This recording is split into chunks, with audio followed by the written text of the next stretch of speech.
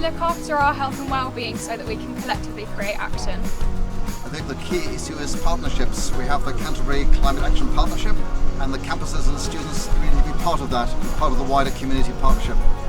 By striving to achieve more gender diversity within the sustainability world. I would redistribute food after events to reduce waste. By increasing biodiversity on campus. To really make sure that we are doing a project that really tackles how we can get together as a community to make our city as sustainable.